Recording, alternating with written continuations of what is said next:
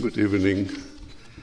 I'm afraid, again, you'll have to listen to English because my German is not sufficient for this purpose. Ich fürchte, ich muss Sie wieder mit Englisch belästigen, so wie heute Morgen, da mein Deutsch nicht gut genug ist. And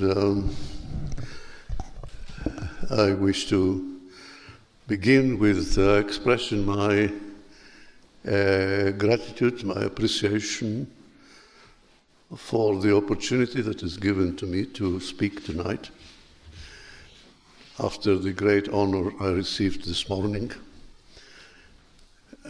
which makes me very, very proud to belong to the academic community of this renowned and historic university.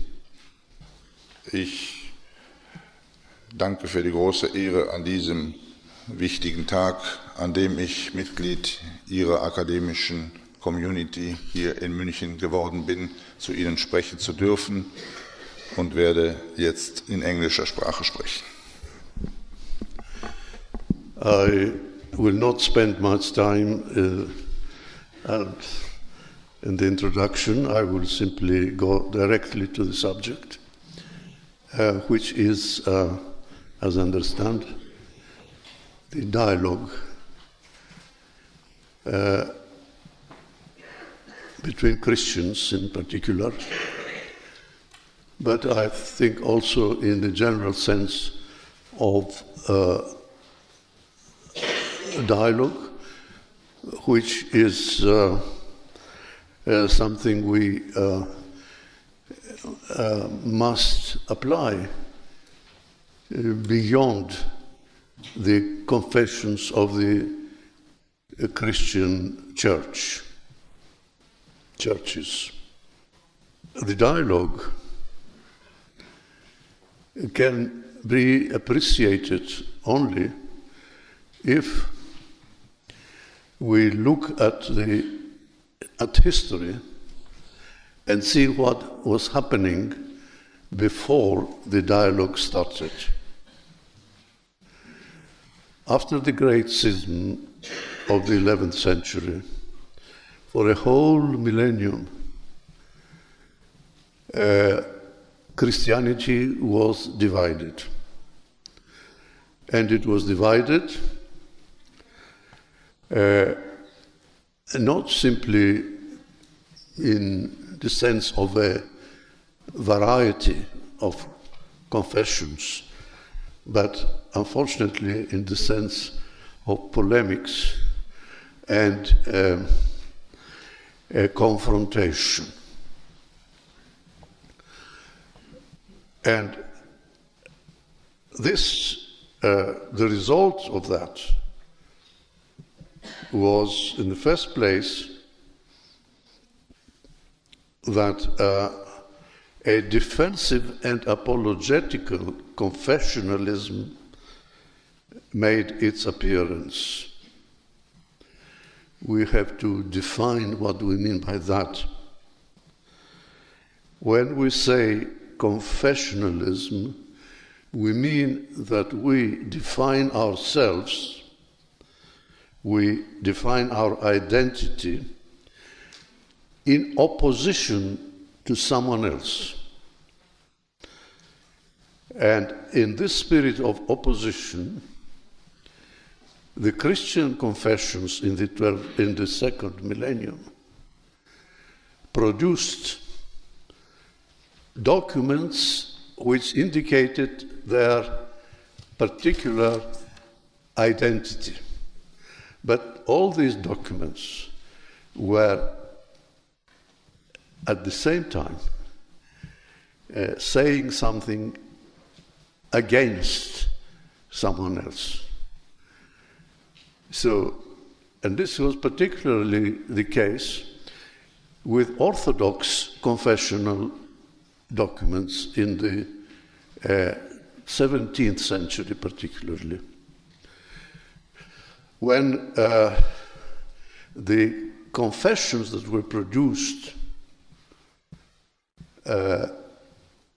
were composed by borrowing arguments from the Protestants against the Catholics and from the Catholics against the Protestants. And all these confessional documents were, in final analysis, refuting somebody else. They were polemical. And of course, not to speak of the polemical psychology that developed at that time, when the various missionaries from the Roman Catholic and from the Protestant side worked in Orthodox countries, and this developed immediately an opposition by the Orthodox side. And in one word, we were really in a state of polemics, at a state of war, the Christians, among themselves. So, in the name of Christ, we were fighting each other. The other unfortunate result of this situation was that the various confessions developed a sense of self-sufficiency. That is, they believed that they possessed the whole truth and they did not need at all any contact or any conversation with the others. This sense of self-sufficiency was so strong that we find it particularly among the Orthodox and the Roman Catholics, in the idea which still prevails in some Roman Orthodox, only Orthodox, that the others have to come back to us. We have really the fullness of truth, they have to come back to us. This was the position taken officially by the Roman Catholic Church until the Second Vatican Council. The hesitancy of the Vatican to accept the involvement in the ecumenical movement was accompanied by this sense of self-sufficiency. We are the church, come back to us. There's nothing to talk about. Just come back to us. And this, of course, was, I think, a very negative thing, because although we are entitled to believe that our church is faithful to the Catholic Church in the broad sense, we must not exclude the possibility that the others may have something to tell us, and we must listen to the others. So the ecumenical movement developed as a reaction against this situation. And when, with Vatican II, the Roman Catholic Church decided to enter the ecumenical movement, then things changed, and what appeared historically is what we call dialogue. Dialogue is something that is born out of this new situation. Dialogue replaces polemics, and dialogue replaces even what we call peaceful coexistence, tolerance. I allow you to exist, but you have nothing to tell me. And I can get nothing from a dialogue with you. And this is really the essence of dialogue. Dialogue is to listen to the other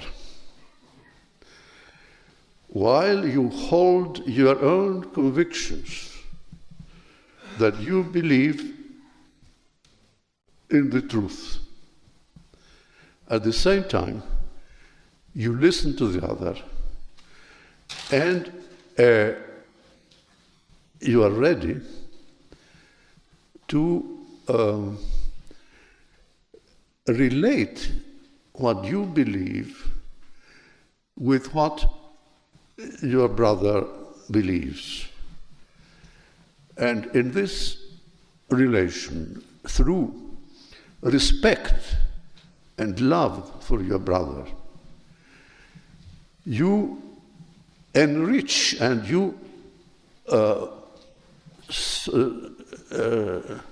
make solid your own adherence to the truth. So dialogue is not against the truth, and it's not a relativization of the truth.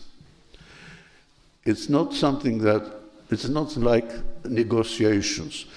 Dialogue is not negotiations. Negotiations, we sacrifice something in order to gain something. This is not what the dialogue is. The dialogue is built on the assumption that the other looks at the same tradition from another perspective. And you try, through conversation, to reach a common ground on the basis of the tradition of the undivided church. So the characteristic of the dialogues of the Christian dialogues is to establish a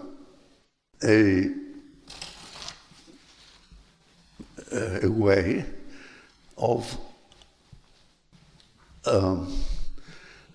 understanding and interpreting the tradition that we once shared in common. At least this is the position that the Orthodox Church has taken about the dialogues. The dialogues with non-Orthodox for the Orthodox Church are based on the assumption that there is or has been a common tradition, and that this common tradition has to be recovered. So with this background, we begin an era in history which we can call the period of dialogues, the dialogical era.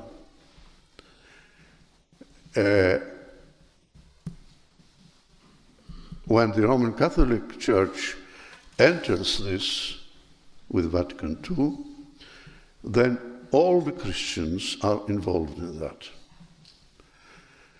And we have bilateral dialogues between the various traditions and the various churches or confessions.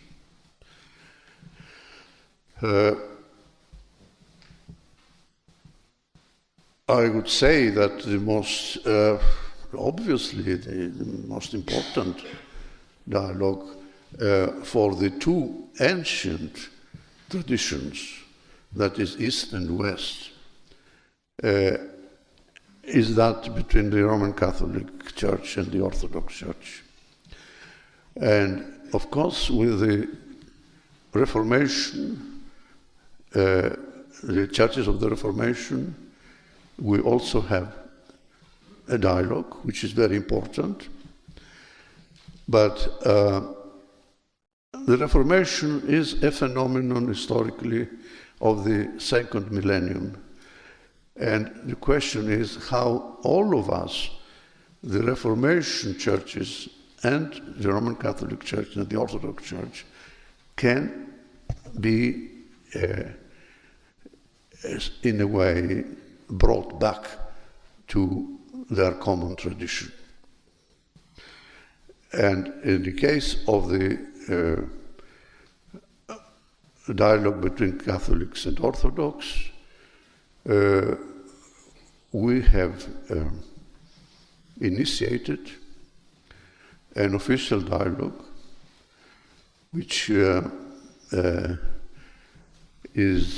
has been taking place since 1980. And this dialogue began for the first time, and this is very important, began with the things that unite the two sides and not with the things that divide them. So this is an indication of a departure from the spirit of confrontation and the spirit of polemics, and the new approach, that is to begin with what unites us and then gradually reach the problems that divide us, has proven, I think, very constructive in the case of the Catholic Orthodox dialogue. We have produced very important documents. The first one was in this city, the Munich document in 1982, which was about how the two sides view the Church, the mystery of the Church, in relation to the Holy Trinity and with reference to the experience of what they have in common and which is the Eucharist of the Church. So the relation of the Church to the Holy Trinity and to the Eucharist was the first subject that showed that the two sides have quite a lot in common. And therefore, once you recognize that you have this in common, then you proceed with other subjects on which you discover that you differ. But you put the subjects that you differ in the light and under the judgment of the common things that you have. And then you try to see how you can maintain a different position while holding, on a certain subject, while holding a common position at the basis. I think this sort of method has been extremely constructive, and we follow that in this dialogue. And we have produced documents to some of you are already known. After this Munich document of 1992, we produced a document about the Church and the sacraments of the Church, what is common among these churches, and what is different. And the documents of Bari, then the document of Valamo, which was specifically about the problem of apostolic succession. And then we proceeded to, in the same method, to things which were not very, on which we differed. And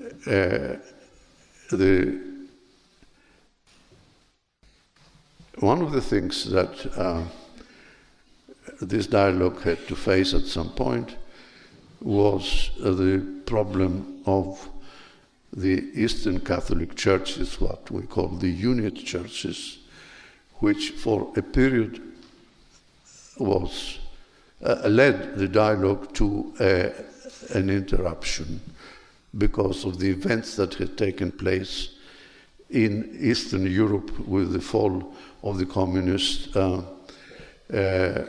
regimes, which made the unit churches request again and claim again their churches in various places. And there was a whole upheaval, so the dialogue had to be interrupted for some time.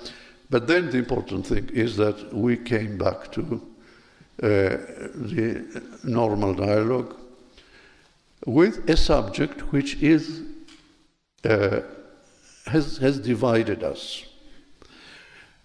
But we had already built the common ground, and we discussed this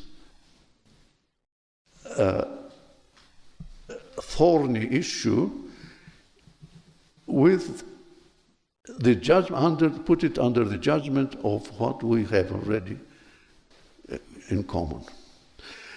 And the fruit of this was the document of Ravenna, which dealt with the problem of primacy. As you know, primacy in the Church has been a dividing issue between Catholics and Orthodox. And there was a remarkable convergence. I think it was due to precisely to the method we had followed. A convergence on how we understand primacy in the Church. We all agreed that primacy is an essential part of the Church at all levels, the local, the regional, and the universal level. But this primacy can only be exercised in the context of synodality. And this was really a great step forward. And this step forward, I think, is historic. Now, of course, the dialogue after that continues struggling with this question of primacy, and it was not easy because of several factors. I don't go into that in detail, but we still continue on that, and we hope by following this method we can come to a point when this subject that divided us for so many years and centuries can now unite us. And from what I see, and I want to confess that publicly, there are very encouraging signs concerning this. When I listen, for example, to His Holiness the present Pope Francis speak, I am very encouraged that this subject that divided the two traditions will cease to divide us. And I hope this will happen soon, sooner or later in any case. But all this shows that we have to continue and we have to persist in this method, not in the method of polemics. And this, of course, will be supported by what we call the dialogue of love, which means that the two sides have to be careful not to offend the other side in any way. And we are really very sensitive to that and very careful. We have conversations regularly between the two sides, and all the problems practical problems that may arise are discussed and solved. And so the spirit of the dialogue of love supports the dialogue of truth, as we call it. And this is, I think, a very encouraging development. Now, with regard to the other dialogues, I think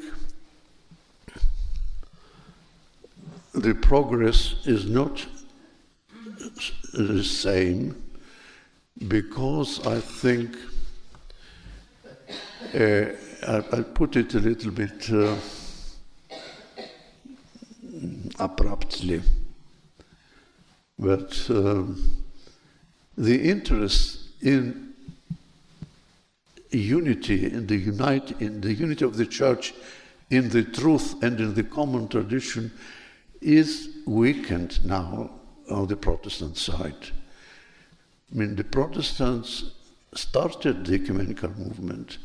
They were very enthusiastic, but now I think they give priority to social issues rather than to doctrinal issues. And this, of course, makes it a bit difficult.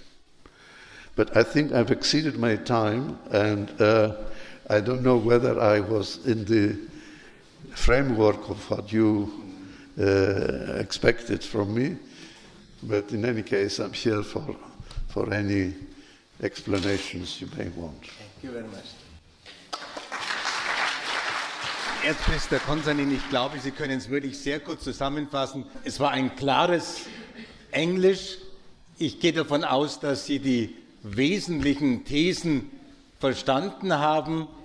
Also das Thema ist der Dialog, das haben Sie gehört. Der Dialog, der früher von einem Konfessionalismus, von Konfrontation und Polemik gekennzeichnet war, dass die Dokumente, die man publiziert hat, etwa im 17. Jahrhundert, immer in Aussagen über andere gipfelten, selbst wenn man über sich selber sprach. Sie waren zurückweisend. Dazu kam eine polemische Psychologie. Es herrschte also eine Opposition und ein Kriegszustand. Wir haben uns im Namen Christi bekämpft. Was dazu kam, war eine Selbstgenügsamkeit. Die Kirchen sagten, wir besitzen die gesamte Wahrheit, wir brauchen die anderen nicht. Insbesondere in der römisch-katholischen und in der orthodoxen Theologie finden wir diese Position. Heute finden wir sie nur noch in der orthodoxen Theologie.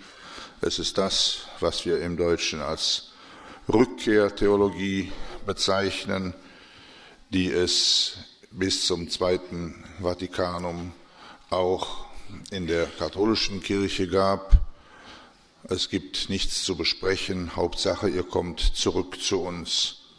Wenn wir aber katholisch im weitesten Sinn sein wollen, heißt es, wir müssen auf die anderen hören. Dialog ist das Ergebnis der neuen Situation. Er ersetzt die Polemik. Dialog heißt zuhören, hören auf den anderen, den eigenen Glauben in Beziehung setzen mit dem Glauben der anderen. Er ist nicht eine Relativierung der Wahrheit, er ist nicht ein Verhandeln, es ist nicht das Aufgeben von etwas, um irgendetwas zu erlangen, sondern er ist der Blick auf die gleiche Tradition von einem anderen Standpunkt aus, der Tradition eben der alten, ungeteilten Kirche. Als Orthodoxe gehen wir von der Annahme aus, dass es eben eine solche gemeinsame Tradition gibt, die es zu entdecken gilt. Wenn wir nun über die Ära des Dialogs sprechen wollen, stellen wir fest, dass es nach dem Zweiten Vatikanischen Konzil viele bilaterale Dialoge gegeben hat. Meiner Meinung nach der wichtigste ist der römisch-katholisch-orthodoxe Dialog. Auf die Kirchen der Reformation komme ich später noch einmal zurück. Die Frage ist, wie kann man zur alten, ungeteilten Tradition zurückkehren? Und die Methode, die man im katholisch-orthodoxen Dialog angewandt hat, war eben zu beginnen mit dem, was uns eint. Man könnte sagen, der neue Ausgangspunkt heißt, Gott eint uns, und in diesem Sinne sind die Dokumente dieses Dialogs entstanden. Das erste von ihnen in dieser Stadt, München 82, über das Geheimnis der Kirche im Licht der Trinität und der Eucharistie. Dies war das erste Thema, eben weil es etwas Gemeinsames ist. Ich wiederhole, die Methode war erst, die Gemeinsamkeiten herauszuarbeiten und dann zu fragen, wie kann man eigentlich auf Unterschieden bestehen, wenn die Basis ja gemeinsam ist. Es folgen die Dokumente von Bari und Varlamo über die Kirche, die Sakramente der Kirche, über die apostolische Sukzession. Dann kommt es zu einer Unterbrechung, herausgefordert durch die auch politischen Ereignisse um das Jahr 89, 90 aufgrund der Existenz der östlich-katholischen Kirchen. Jetzt haben wir uns an ein Thema gemacht, das uns trennt. Aber wir basieren auf den bereits erzielten gemeinsamen Grundlagen. Wir haben eine Fortsetzung der bisherigen Dialoge, wenn wir etwa in Ravenna über den Primat sprechen. Wir sind uns einig, dass der Primat essentiell für die Kirche ist, auf allen Ebenen, auf lokaler, auf weltweiter Ebene, auf Ortskirchenebene, aber in Verbindung mit der Synodalität. Ich glaube, das ist ein großer Fortschritt, dass wir diese Erkenntnis gewonnen haben. Ich bin der Meinung, dass das Thema Primat, das uns so lange getrennt hat, uns einen kann.